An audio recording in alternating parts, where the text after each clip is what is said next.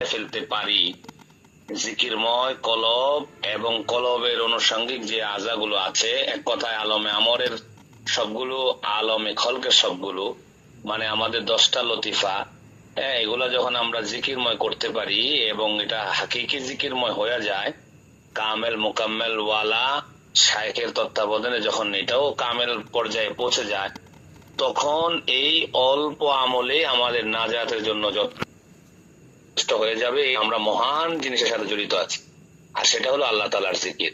আর শুধু জিকির এই না, মানে এতটুকুই আছি তা না, এখানে যাবতীয় দুনিয়াবি আছে যে সমস্যাগুলো চিকিৎসা সংক্রান্ত হতে পারে, মানবীয়, হ্যাঁ, প্রকাশ্য অপ্রকাশ্যের যত রকমের অসুবিধাগুলো হতে পারে, আল্লাহর সৃষ্টির মধ্যে যত রকমের অসুবিধা আছে, সব অসুবিধাগুলো থেকে মুক্তির একমাত্র বা কেবলমাত্র আমাদের প্রেসক্রিপশন হলো মহান আল্লাহ তাআলার জিকির।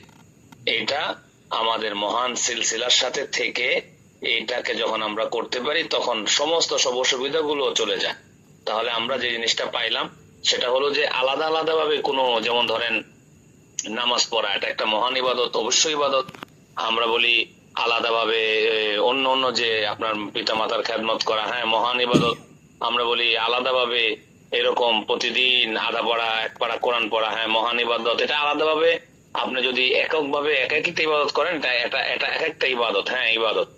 কিন্তু যদি আমি বলি যে এইগুলো সবই চলে আসবে যদি আল্লাহ তাআলার জিকির আমার ভিতরে চলে আসে, তখন ওইগুলোর পিছনে আলাদা আলাদা ভাবে আমাকে সময় দিতে হবে না। আল্লাহর জিকিরের কারণে আমার ভিতরে এমন একটা সলাহিয়াত পয়দা হবে, আমাকে আর কেউ বলতে হবে না যে তুমি নামাজ পড়ো, কেউ বলতে হবে না পর্দা করো, কেউ বলতে হবে না এটা করো সেটা করো, কেউ বলতে হবে না নজর হেফাজত করো। এই জিকিরের মাধ্যমে এমন সলাহিয়াত পয়দা হবে যেটা আমার সব কিছু এটার ভিতরে চলে আসবে।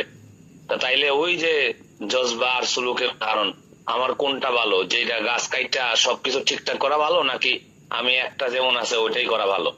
কয় সহজ পদ্ধতি হইলো আমি যে হালতে আছি জিকিরের দ্বারা আমি আগে ঠিক হইতে থাকি, আমার কলব ঠিক হোক, রূহ ঠিক হোক, সের খফি এগুলা যখন ঠিক হয়ে যাবে, নফসরা যখন ঠিক হয়ে যাবে, এইগুলা হইতে থাকবে, আর আমি কামেল মোকাম্মেল এই তরিকার মাধ্যমে নিজেকেও সলাহিয়াতের মাধ্যমে কামেল করার চেষ্টা করবো, মোকাম্মেলের রাস্তায় থাকার চেষ্টা করব। তখন এক সময় দেখবো পরিপূর্ণতায় আমার এগুলা সব চলে আসছে, তখন আমাদের এখানে কোনো কমতি থাকবে না। এটাই হলো মূল কথা যেটা হুজুর বলতে চাচ্ছিল, যে আল্লাহ রসুলের হাদিস, আখলিস দিন আকা, তুমি তোমার দিনকে খাঁটি করো। আর এই যে এর ভিতরে কিন্তু দেখেন, এই যে আমি যখন ভিতরে আল্লাহ আল্লাহ নিব, এটাই কিন্তু আমার সলাহিয়াত তৈরি করছে, এটাই হলো লিল্লাহিয়াত